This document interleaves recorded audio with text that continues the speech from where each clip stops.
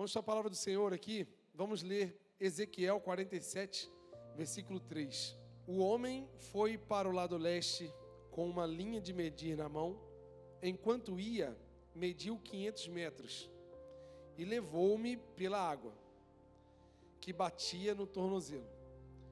Ele mediu mais 500 metros e levou-me pela água, que chegava até o joelho. Mediu mais 500 metros e levou-me pela água que batia na cintura. Mediu mais 500 metros, mas agora era um rio que não conseguia atravessar, porque a água havia aumentado e era tão profunda que só se podia atravessar a nado. Era um rio que não se podia atravessar andando. A palavra de hoje é sobre perder o controle. Você pode falar para alguém assim, fala assim, ei, perde o controle hoje. Não é fácil falar um negócio desse porque nós temos uma tendência a querer controlar todas as coisas, certo ou errado? A gente está sempre querendo controlar, a gente quer controlar as pessoas, a gente quer controlar as nossas emoções, a gente quer controlar as nossas finanças, nós queremos controlar todas as coisas, é uma coisa que é uma tendência do ser humano. E nós também crescemos, somos criados com essa questão do controle. E às vezes, para sermos controlados, até quando criança, nós, como pais, colocamos alguns medos nas crianças, né? Não sei se tu já viu o bicho-papão, velho do saco, e fora outros nomes, né? Esse dia eu estava com a Aninha, que tem 1 ano e meio, no shopping, ela estava apavorando, né? Ela tem um período de um tempo dela que ela tá ok, depois ela quer apavorar. E ela estava nesse momento que ela queria fazer só o que ela queria, só vinha na cabeça dela. E na hora a gente passou numa loja que tinha um manequim que não tinha rosto assim. E eu falei assim, olha ali que boneco feio, mano. Vou botar um menino. Eu falei, ele vai conversar contigo. Ela já ficou toda alinhadinha assim. Que a gente quer controlar a criança. A gente ensina a criança a ser controlada através do medo. É errado, de certa forma é, mas é uma tendência nossa do ser humano. E a gente cresce fazendo isso, criando medos para que as atitudes sejam controladas. Então, essa questão do controle é muito colocada na nossa vida. Nós queremos ter o controle da situação. A gente compra um eletrodoméstico e paga 2 anos de garantia estendida para quê? Para ter certeza que em 2 anos, se acontecer qualquer coisa, você tem como uma troca, um problema sério que acontecer. Você paga um seguro do carro, você paga o seu plano de saúde justo para que a sua vida esteja controlada, tranquila. Você paga aquele carinha da moto lá, que passa lá na tua rua, e você, quando ele passa, você, agora eu estou tranquilo, passou o cara da moto, né? Para você ter um mínimo de controle sobre as coisas, porque nós não queremos ter imprevistos. Então a gente tenta controlar a vida. E quando vem um pregador e fala para você, perde o controle da sua vida, é uma temática um tanto quanto de confronto, porque o nosso controle pessoal, ele está muito ligado às nossas vontades. Até porque precisamos entender quem nós somos. Quando nós descobrimos quem somos, descobrimos a nossa identidade, e a gente conhece, tem um encontro com Jesus, a gente começa a analisar todas as coisas e começamos a perceber que esse relacionamento com Deus, ele precisa ter um pouco de perdas, principalmente do controle, principalmente das nossas vontades. Até porque se eu e você confiarmos inteiramente no nosso coração, com certeza seremos enganados. A palavra diz que o nosso coração é enganoso. A palavra também diz que é maldito o homem que confia no homem, porque nós não somos tão de confiança quanto achamos. Nós somos seres praticamente incontroláveis. Eu digo por mim, ontem eu estava preparando a palavra e a Keila saiu com as crianças, foi na casa do pessoal aqui da igreja preparar a questão da ceia, mas outras coisas. E eu estava em casa, e quando a Keira não está em casa e eu estou preparando a mensagem, eu fico igual um rato procurando doce. Aí eu levanto, vou lá procurar e ela sabe quem eu sou e ela esconde todos os chocolates. Ela esconde tudo. E ontem eu achei um bis bem num cantinho da geladeira. E eu comi, uau, esse bis aqui. E depois eu procurei um pacotinho de biscoito, assim, de casadinho. Aquele casadinho é incrível. E ela nem sabe, mas eu comi o pacote inteiro, assim, e joguei o lixo em outro lixo para ela não ver. Porque eu sei que se ela abrisse, eu estou confessando meu pecado aqui agora, ainda bem, antes de tomar ceia, já vou tomar ceia com meu pecado confessado. Eu joguei esse lixo do pacotinho em outro lixo incomum, que eu sei que ela não abre aquele lixo, está tranquilo, está favorável agora, né? Então, porque esse ímpeto que temos em nós, e se a gente colocar esse controle, confiando nessa fragilidade do nosso ser, nós vamos ter sempre escolhas ruins, complicadas. O brasileiro é bem teimoso, é bem criativo, ele não desiste nunca, ele é bem forte. Então a gente toma as rédeas da nossa vida em algumas situações, queremos resolver do nosso próprio jeito. E se você olhar para trás, quantos episódios que você já se machucou, já machucou outras pessoas por querer tomar decisões da própria cabeça, sem pensar em nada e em ninguém, e simplesmente fazer o que estava na cabeça. Quantos de nós já sofremos porque queremos decidir a partir das nossas próprias vontades? Vamos ler aqui o que Tiago diz em Tiago 4, versículo 14. Porque a gente vive uma vida assim pautada nas nossas vontades e esquece que Deus tem algo melhor para a gente, e a gente acha que podemos viver do jeito que a gente imagina. E olha que algo que Tiago fala que chama muito a minha atenção: vocês não sabem o que vai acontecer amanhã, o que é a sua vida.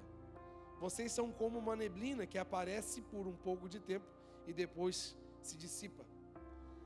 Então, se a gente perceber que a vida da gente é como uma neblina. Eu já morei numa cidade chamada São Bento do Sul. Alguém conhece São Bento do Sul? Tem alguém São Bentense aqui? Não, quase que eu falei aquele outro nome, né? Quem é de São Bento sabe, né? São Bentense. Eu morei 4 anos lá. Eu morava no bairro Xirã. Morava no centro, depois no Xirã. Ali, meio-dia, gente, eu não via meu vizinho, de tanta neblina que dava. Meio-dia e 4 horas da tarde. Desceu a neblina. Mas do jeito que a neblina vinha, ela ia embora. É assim, é rápido, dissipa. Ela vem um vento e leva. E essa é a nossa vida. Eu não sei amanhã. Por que ele está dizendo isso? Porque as nossas escolhas precisam ser feitas hoje. Tem coisa na minha vida e na sua vida que precisa, urgente, ser decidido. E parar de empurrar para amanhã, para mês que vem. Estamos no início de um mês. É uma data muito legal para você decidir logo, porque senão vai dar dia 7, 8, 10. Você vai falar assim: já passou o mês, eu vou começar mês que vem. Vou fazer minha dieta mês que vem, vou começar meus exercícios mês que vem, eu vou pedir aquele perdão mês que vem, eu vou fazer isso. A gente vai empurrando, mas nós não sabemos. Ontem já foi, eu não tenho mais como mudar o que aconteceu ontem. Amanhã eu não sei o que pode acontecer, mas hoje eu tenho uma oportunidade de decidir. Hoje eu posso pautar a minha vida nos conceitos do Senhor, porque a vontade dele é boa, é perfeita e é agradável. E hoje, a palavra que eu tenho para a gente é justo isso: não mais se apegar no controle das minhas decisões, mas abrir mão desse orgulho próprio que nós temos, dessa teimosia que nós temos de querer resolver tudo com a própria mão e confiar inteiramente em Deus. Você acredita nisso que eu estou falando? E a gente fala de controle, e a gente fala muito da vontade, as nossas vontades. Jesus falou o seguinte: eu não vim para fazer a minha vontade, mas vim para fazer o próprio Jesus falou isso. Ele nos dá esse modelo, mas ele fazia a vontade do Pai com a real noção de quem ele era.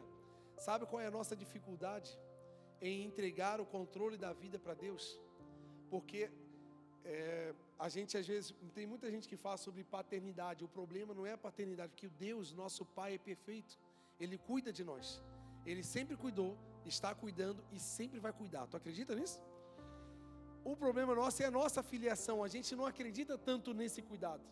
A gente não acredita tanto, será que vai dar certo se eu não escolher isso, se eu não falar, se eu não responder? Será que eu vou chegar aonde eu desejo? Porque quais são as perguntas que nós fazemos? O que vai me fazer feliz? O que realiza a minha vida? Qual é a profissão? Qual é a área da vida que eu quero atingir para me fazer? Não. Por isso que tem um monte de gente que tem recursos, tem bens, mas não tem plenitude, não tem a alegria do reino, porque ela não está vivendo uma vida dentro do propósito na qual foi criado. Então eu quero trazer aqui um conceito que Jesus veio, porque a vinda de Jesus foi para estabelecer a comunhão entre os homens e Deus. Estávamos nós perdidos, condenados à morte eterna por causa do pecado que é em nossa vida. Ah, mas naquela época eu nem estava aqui. Não tá, mas hoje tu tá e tu é pecador, ou não tem pecador aqui na igreja? Tem alguém aqui que não é pecador? Por gentileza, se apresente para eu ter uma esperança. Não tem, né? Eu também sou pecador. Obrigado por me fazer me sentir seguro nessa comunidade, né? Me sentir incluído, porque nós somos pecadores. E por causa do nosso pecado, nós recebemos a condenação. Mas o amor de Deus foi manifestado em Jesus Cristo, morrendo em nosso favor, trazendo em si estabelecendo a comunhão entre nós e Deus. E como foi essa ação para estabelecer a comunhão? Uma entrega. A entrega da própria vontade. Jesus fez isso. Você não imagina que Jesus, como homem, ele andando aqui na terra, ele não tinha raiva. Ele olhava para os fariseus, olhava para o Império Romano, que era tão cruel com o povo judeu. Então não acha que Jesus nunca teve uma vontade de se largar um raio na cabeça de uns 3? Ele tinha autoridade, ele tinha o lado divino dele. Ele podia chamar uns 3 anjos. Ô querubim, vai lá, dá uma rasteira naquele soldado ali para mim. Ele podia fazer o que ele quisesse. Mas a vontade dele não estava agora mais em pauta, sabe por quê? Ele estava para fazer a vontade de Deus. E por ele escolher isso, eu e você somos livres dessa condenação. Então está vendo que uma escolha não pautada nas próprias vontades, ela reflete em muita coisa, em muitas vidas. Escolhas nossas que vamos fazer em nome de Jesus, agora pautadas na vontade de Deus, vai refletir em gerações. Vai refletir nos seus filhos, vai refletir nos seus netos, nos seus vizinhos, nos seus parentes. Mas não escolhas egoístas, não escolhas que só trazem benefício para si mesmo. Porque tudo que traz benefício só para mim traz guerra, traz disputa. O que Tiago 4 diz? O que está causando guerras entre vocês? Vocês querem o que não tem, vocês até matam por isso. E sabe por que vocês não têm? Porque vocês não oram. E quando oram errado. Sabe por quê? Porque vocês oram pelo próprio prazer. Então muitos de nós, quando vivemos uma vida egoísta, vivemos uma vida pautada apenas nas nossas realizações pessoais. Aí tu vai dizer para mim, mas eu não estou matando, não estou roubando, não estou me prostituindo. Podia falar o que tu quiser. Mas essas escolhas, elas limitam tudo entre só eu. Mas quando eu abro mão da minha vontade, eu além de abençoar outros, eu serei muito abençoado. A palavra diz que, como eu falei, vocês serão enriquecidos de todas as formas, para que em qualquer ocasião possam ser generosos. Está vendo que o enriquecimento, ele vem através de uma causa. Existe uma causa na tua vida, que é muito maior do que as renúncias. Talvez você tenha visto o tamanho das renúncias que você tem que ter e você não consegue tomar algumas decisões. Só que a causa é muito maior do que as renúncias. O que Jesus teve que renunciar para que eu e você tivesse vida eterna, ele teve que renunciar à própria vida. Ele foi humilhado, ele foi pisado, ele apanhou, foi cuspido, foi crucificado. Tudo isso não se compara a nenhum sofrimento que nós tivemos. Só que ele não estava olhando para a circunstância, ele estava olhando para a causa. Quando ele estava na cruz e acabou a força dele, a última frase, Jesus falou assim: Pai, está consumado. Sabe o que ele falou? Eu fiz e acabou, não precisa ninguém mais fazer nada, porque os meus filhos foram resgatados. está feito. Falou assim, Deus, feito. Terminei a minha obra. Então, diante disso, diante de vontades nas quais ele teve que abrir mão. Como eu disse aqui, João 6,38, Jesus falando, eu desci do céu não para fazer a minha vontade, mas para fazer a vontade daquele que me chamou. Que a gente precisa entender esse conceito do Evangelho. Nós nos intitulamos cristãos porque somos imitadores de Cristo. Nós também nos intitulamos evangélicos. Evangélicos são aqueles que vivem o Evangelho. E o Evangelho tem um formato. O Evangelho tem uma linha, um raciocínio. E o Evangelho, ele é pautado em entrega. E a primeira coisa, o primeiro passo que você precisamos dar é a entrega dos nossos conceitos. É a entrega das nossas vontades. E eu vou garantir para você que se você entregar as suas vontades, você vai agradecer por coisas que você nem pediu ao Senhor. Você vai desfrutar de coisas muito maiores das quais você pensou ou sonhou nos seus mais altos sonhos. Tu acredita nisso ou não? Você está orando por coisas de um tamanho, de uma dimensão. Você busca, trabalha muito, você estudou, você batalhou, investiu para chegar em alguns sonhos que você sabe quais são. Mas se você entregar todos eles ao Senhor, eu tenho certeza absoluta que você viverá coisas muito maiores do que todas as que você já sonhou. Abre lá Efésios 3:20.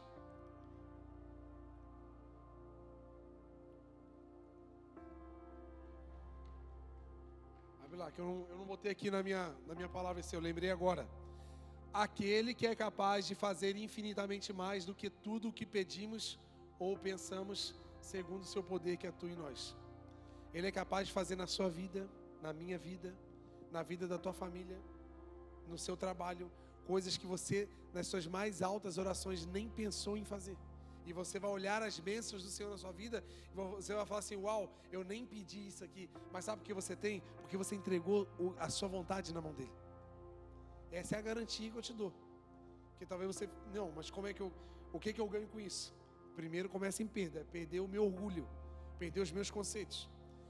E diante da palavra que nós vemos no início, nós temos uma sequência de níveis com um relacionamento com Deus. Eu anotei aqui alguns estágios de Paulo, que é muito interessante a fala de Paulo nas suas cartas.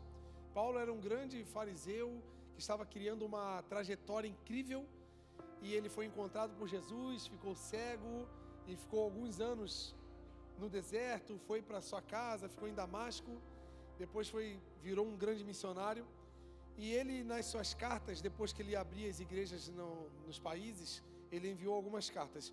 Eu quero que tu entenda aqui a progressão do entendimento de quem ele era para si mesmo diante de Deus. Então, se você abrir Gálatas, capítulo 1, versículo 1, ele vai falar assim, Paulo, apóstolo enviado, não da parte de homens, nem por meio de pessoa alguma, mas por Jesus Cristo e por Deus Pai que ressuscitou dos mortos. Essa é uma forma que ele se identificou. Está errado? Não, era o que ele era. Mas olha o segundo estágio.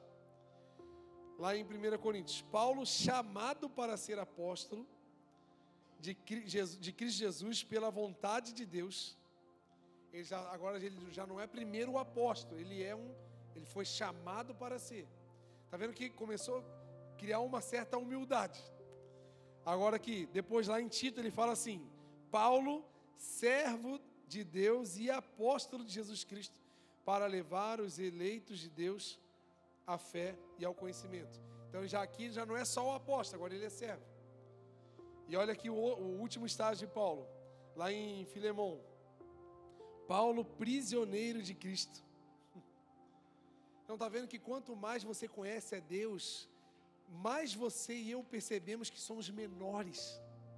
Mais a gente depende de Deus. e mais eu tenho que garantir que Ele controle a minha vida e a minha vontade, porque realmente eu não tenho capacidade de fazer. Você está entendendo aqui essa progressão que Paulo teve? Da identidade que ele foi se descobrindo? Sabe por quê, gente? Tem muita gente que, por exemplo, pastor, né? Consagrado a pastor. Aí o cara perde o nome. Ele não é mais o João, agora eu sou o pastor João. Boa noite, eu sou o pastor João. Né?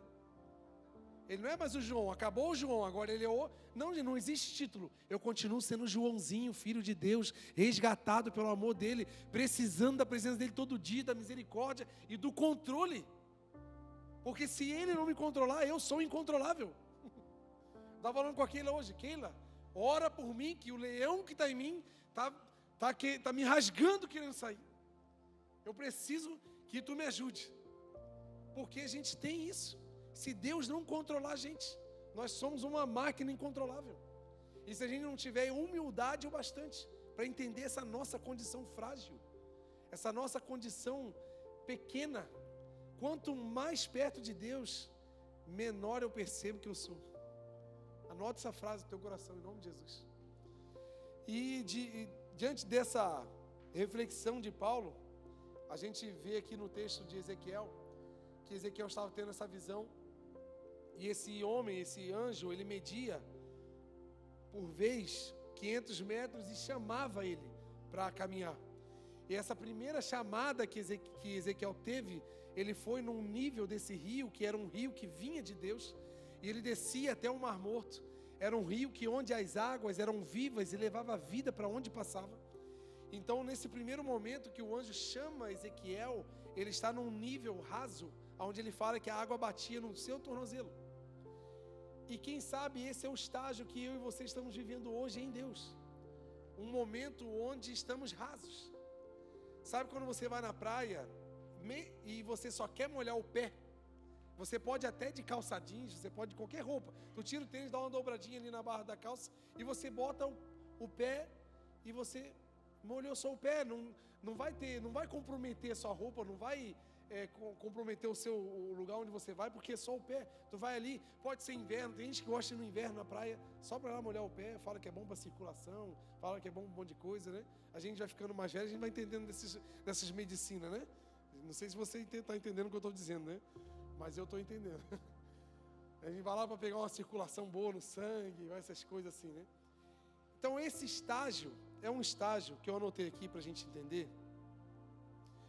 É um estágio onde estamos provando a temperatura da água. Quem sabe no verão, aqui no sul, as águas são um pouco mais frias. Então tem vezes que até o sol está quente, mas a água está gelada. Qual é a primeira coisa que a gente faz? A gente vai no pé, né? Ih, está frio, então eu não vou entrar. Então a gente tem essa liberdade de movimento que muitos de nós temos em Deus. Às vezes a gente conheceu a Deus, foi encontrado pelo Senhor, mas estamos nessa profundidade, aonde eu posso ir embora a hora que eu quiser. Se a água estiver fria, eu nem entro, porque eu já molhei meu pé e não quero me molhar, porque está frio, eu tenho essa escolha. Só que o anjo fala assim: ei, vamos andar mais 500 metros. Não é só aí que eu quero que você perceba o que tem de Deus. Então hoje há um convite para a minha vida e para a sua vida, de você entrar numa nova profundidade com o Senhor. Você está entendendo o que eu estou falando? Quem sabe isso se aplica na tua vida, dentro da tua casa, no seu casamento. Talvez você precisa criar um ambiente de maior intimidade ainda com o seu esposo, com a sua esposa. Quem sabe o seu relacionamento é um pouco raso. Precisa de uma caminhada, andar mais 500 metros juntos, para que vocês se entendam mais, para que vocês tenham paciência. Talvez está num momento difícil, numa crise, mas anda mais um pouquinho junto. Espera mais um pouquinho, vai dar certo. Vamos criar uma nova profundidade, vamos avançar um pouco mais. E esse anjo chama, vamos lá? Vamos para a água nos joelhos. Se você perceber, as águas quando está nos joelhos, se você quando era adolescente fazia igual eu fazia, né? Quando eu ia para a praia, eu dava aquele corridão lá do início da areia até na água assim, né? Aquele corridão assim bem... Quem fazia isso aqui igual eu assim? Né? A gente faz aquele corridão assim para entrar. E às vezes a água estava gelada, quando chegava até o joelho eu já me jogava assim para nem ter escolha. Porque quando a gente está com a água no joelho já fica mais difícil de movimentar, a gente tem que levantar mais a perna, faz assim tipo uma garça assim, se levantando assim. E A água no joelho, ela expressa para nós já uma nova profundidade, aonde eu não me movo do jeito que eu quero. Eu já começo agora a experimentar uma profundidade no Senhor, na qual agora Ele tem uma influência sobre os meus movimentos. Que é o que a gente precisa entender. Que muitas escolhas, muitas vontades que nós temos, elas vão nos levar em direções que não são tão boas assim. E o relacionamento com Deus nos traz essa noção de que agora o movimento é um pouco diferente. Então, a minha vida agora não está tão disponível para tudo que eu quero. Agora eu tenho uma agenda com Deus. Agora eu tenho um compromisso. Agora eu estou num ministério. Agora eu vou me dedicar mais à minha família. Agora eu vou ser um pouco mais diligente na empresa que eu trabalho. Eu tenho um pouco mais de compromisso com a realidade do reino de Deus. Então eu não faço mais só o que vem na cabeça. Agora tem uma profundidade, tem uma responsabilidade. Mas tem também um perigo, né? Muitos de nós, quando tem gente que só fica com água no joelho na praia, tu vê? Tem gente que tem filho pequeno, por exemplo. Ele não quer entrar, mas também não quer ficar longe do filho. O que ele faz? Ele fica com a aguinha no joelho e fica ali olhando o filho. O filho querendo mergulhar, eu disse, não filho, até tá bom até aqui. Aqui para nós é no joelho, para ele é um monte. Mas ele não mergulha, mas está tudo bem. Ele pode tomar a direção que ele quiser, ele pode sair a hora que ele quiser, porque ali há a facilidade. Só que o anjo chamou Ezequiel, ei, vamos andar mais um pouco. Uma coisa que eu quero que vocês entendam, gente. Deus tem mais para vocês e para mim. Quem sabe você já experimentou várias coisas do Senhor. E você está experimentando. Só que tem muito mais de tudo que você já provou. Tu acredita nisso? E Deus está te dando um convite, está dando um convite para mim. Isso é um convite muito para mim também. Ele quer nos levar a uma nova profundidade. Que agora aqui 500 metros a mais, a água vinha na cintura. E se você perceber, quando você anda, normalmente quando você vira, muda de direção, a primeira que muda é a sua cintura, você direciona e as suas pernas vão aonde você vai. Só que agora com a água na cintura você não consegue se mover com tanta facilidade, porque existe uma influência, existe uma profundidade que te traz uma noção de um controle que não está só sobre a sua vida. Você pode agora entender que quando você acessa essa nova profundidade, você agora tem uma influência maior sobre a sua carne, sobre o seu corpo físico. E quem sabe para você viver um novo nível no Senhor, quem sabe para você se libertar de algumas questões que está aprisionando a sua vida, algumas vontades carnais que ainda estão permeando o seu coração, e você não consegue vencer, você sabe que é errado, você sabe que não é bom, você sabe que prejudica a sua vida, você sabe que prejudica o seu casamento, mas você não consegue deixar algumas coisas. Só que com a água na cintura você já tem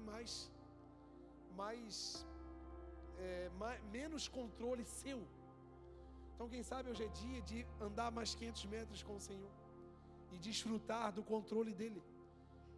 E você perceber que não é sozinho que você vai vencer esses pecados ou essas coisas, mas se você se aprofundar no relacionamento com o Senhor, você vai conseguir coisas novas, você vai conseguir acessar ambientes novos. Você acredita nisso, amém?